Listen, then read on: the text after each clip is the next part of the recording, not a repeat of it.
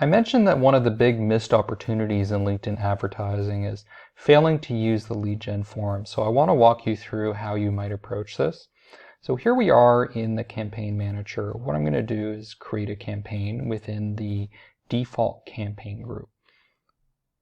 I'm going to hit click campaign. Okay, so I'm in the default campaign group here. I'm going to hit next.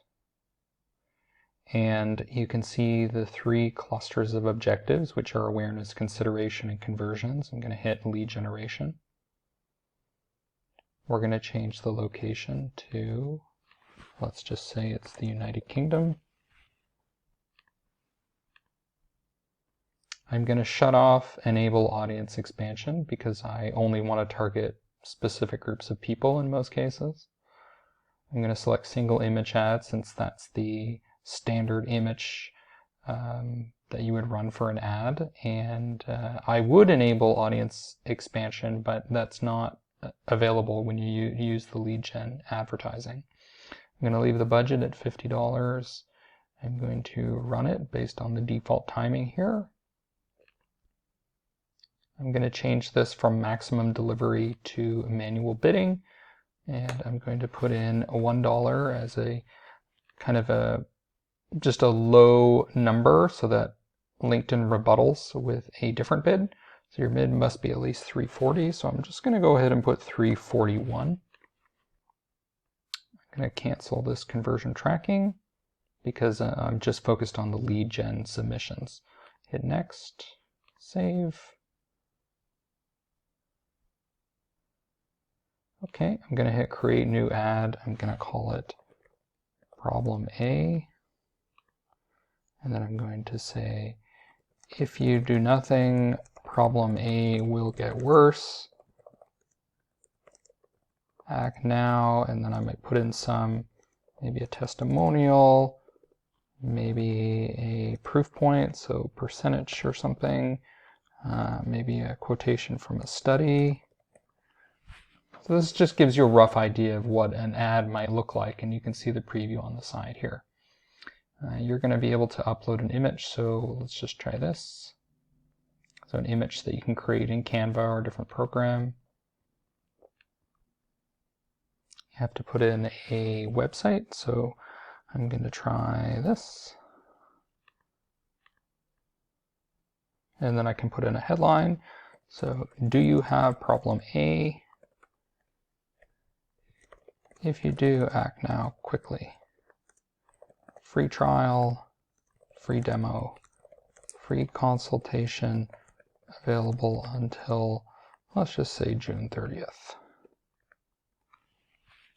Okay, now the most important thing I want to call out here is the form details, which is the calls to action that you can have for the lead gen form.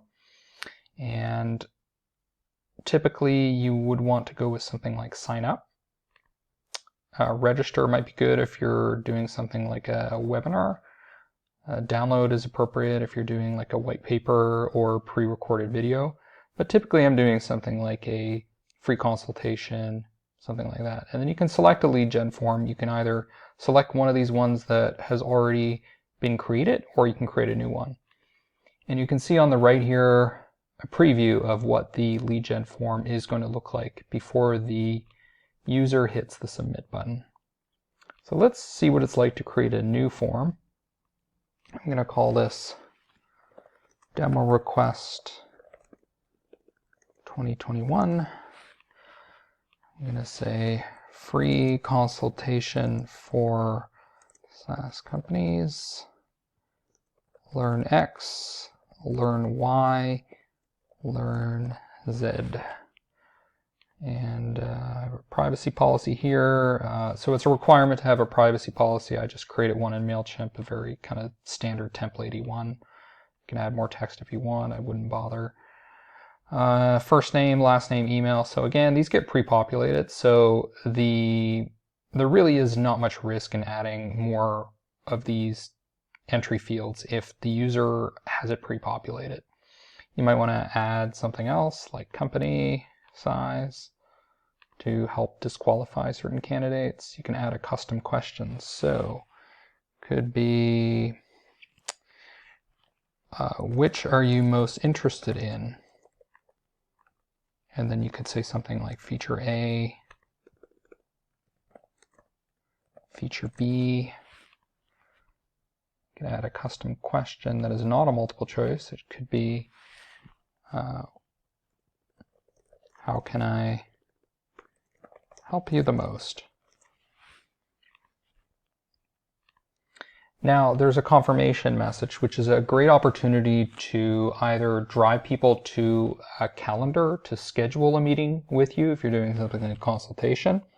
If you're doing something like a free trial, it might be motivating people to do what you want them to do next, like remember to integrate with your accounting software.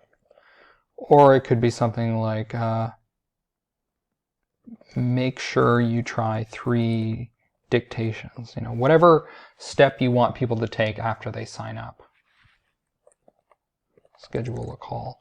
And then you can put in a link that could be to a calendar, or maybe you just want them to check out your homepage. Maybe you want them to contact sales. Well, you could put a link directly here to the salesperson's calendar so that they reach out to them. And you have a call to action again associated with the thank you page.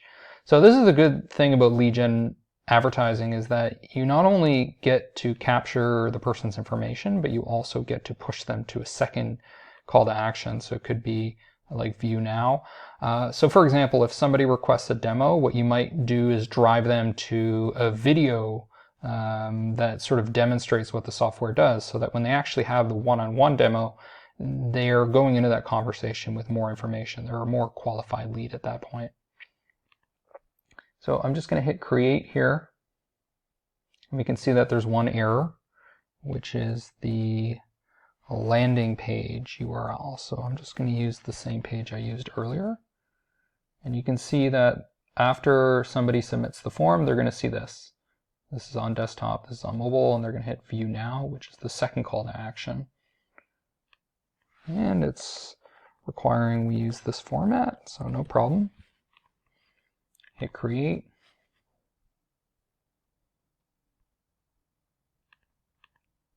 And this is how the ad will show up. So there's an issue here with the image. That's fine. You would just go into Canva or Photoshop or Illustrator, redo that, and that's basically how you would create a lead gen form. And you can see here that there's sign up, and the person just needs to fill out this information, which is required, and hit submit. And that's going to help you generate leads, which will feed into the LinkedIn system.